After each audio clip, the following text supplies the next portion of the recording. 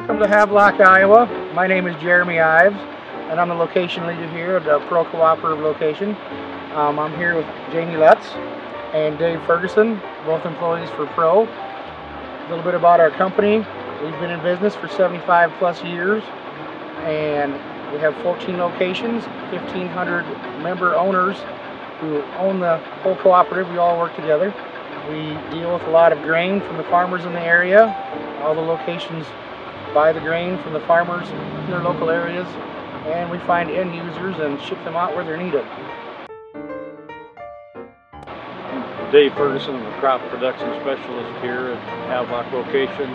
We started bean harvest about three and a half weeks ago, and we anticipate wrapping it up in the next 2 to 3 days, weather permitting. We went in the spring with a good moisture profile. Got an early planting date. A lot of beans went in the last 10 days of April, which is a little earlier than normal, but good growing conditions, good seed bed, good emergence on the crops, good weather. June and July was a little hot, a little dry. We caught some rains in August. We've had a really good bean crop this year. So the beans you see behind us, we buy from our farmer owners.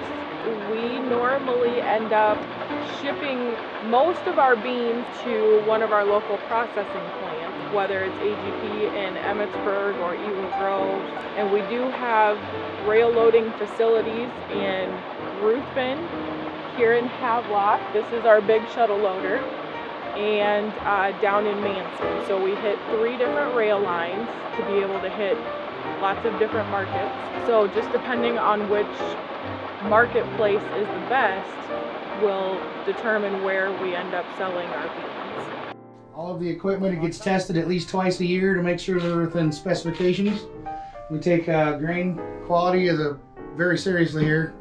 Try to keep it as good as we can and make sure we get the official grades.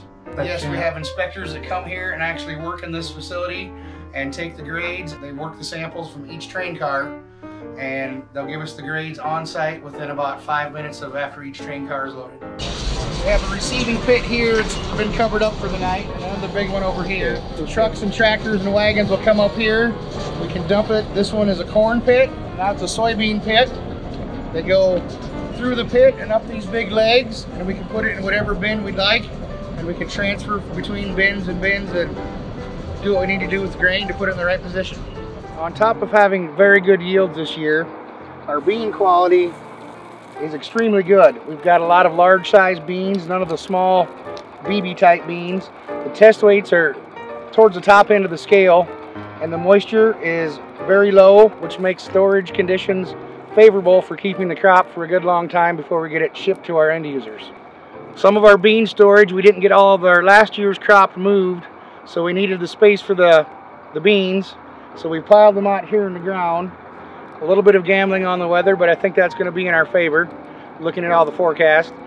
We plan on getting these beans picked up and trucked out to the end user as soon as we are done with our corn harvest and have enough manpower to get the job done. The capacity of our location here is just shy of 2 million bushels between the corn and the bean crop.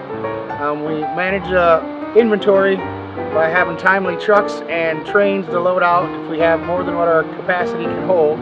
This year we have piled beans on the ground and just shy of about 200,000 bushels here in the ground that we plan to get picked up and sold as soon as possible.